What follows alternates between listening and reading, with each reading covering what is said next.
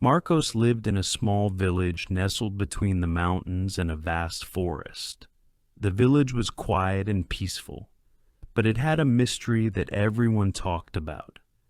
Every year, on the night of the full moon, a river that no one had ever seen before appeared in the forest. The villagers called it the River of Dreams.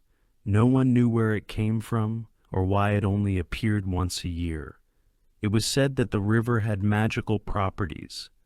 Some people claimed that if you followed it, it would lead you to a place where all your wishes came true. Others believed it was a dangerous place, filled with illusions that would confuse and trap you forever. Marcos had grown up hearing stories about the River of Dreams. His grandmother often told him about the adventures of those who had ventured into the forest to find it. She told him that the river was special, that it could show you your greatest desires, but only if you were brave enough to face them. Marcos was curious, but he didn't believe in the magic of the river.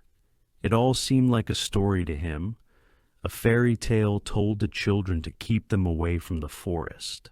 He was a practical young man, someone who believed in hard work and logic. But as the years passed and the River of Dreams appeared again and again, Marcos started to wonder if there was something more to the stories. What if it was real? What if there was something out there, something waiting for him to discover it?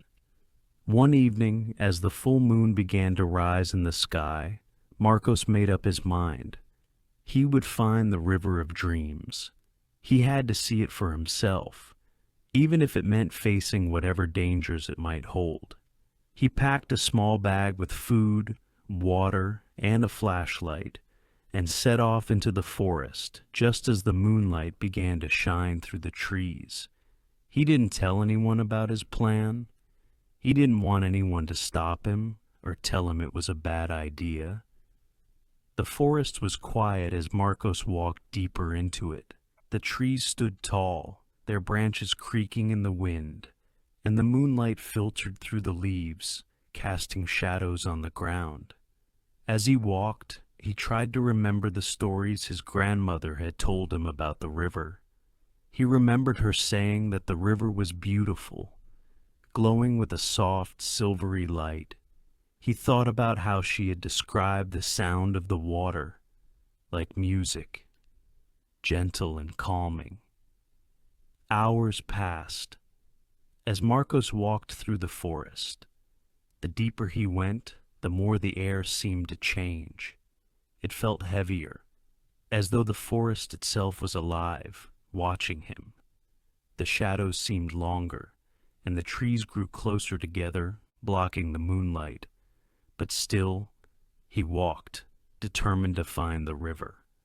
Finally, after what seemed like an eternity, he saw something in the distance, a soft glow just beyond the trees. His heart began to race. Could it be?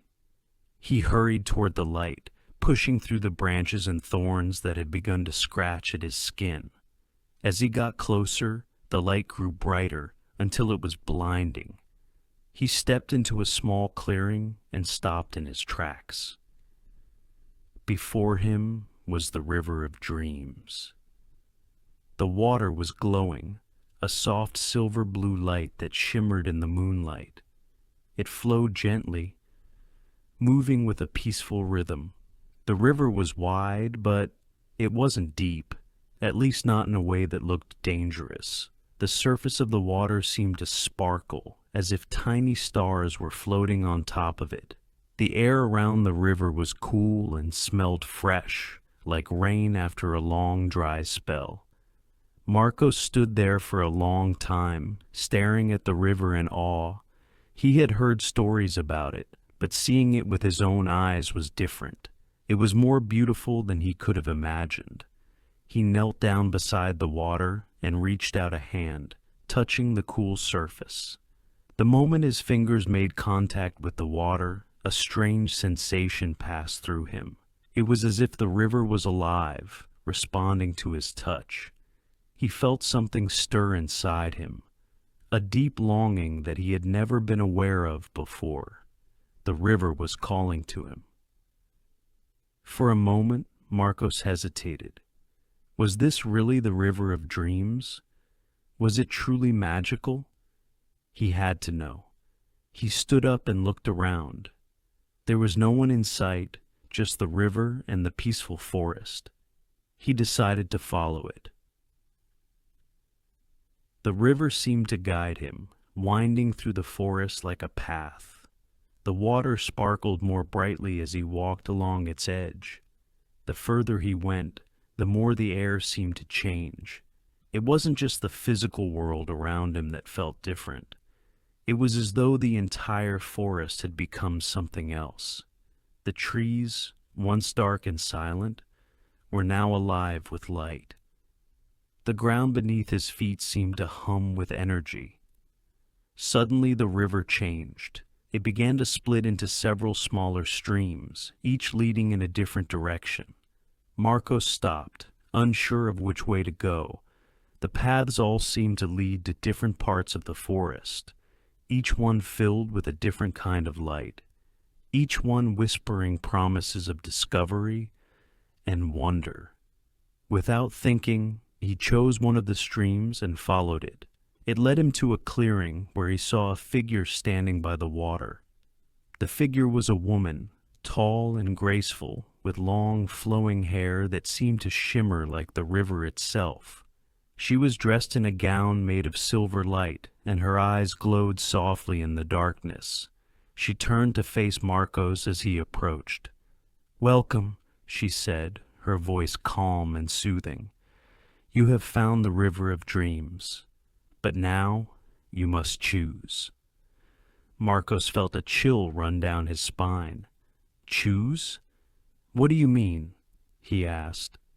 The woman smiled.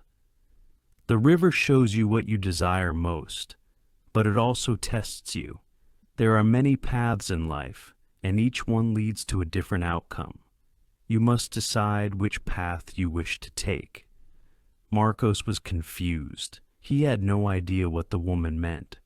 "But I don't understand. What am I supposed to do?" The woman gestured to the water. "Look into the river," she said. Marcos stepped closer to the water and peered into it. At first, the surface was calm, reflecting the moon above. But then, the image in the water began to shift.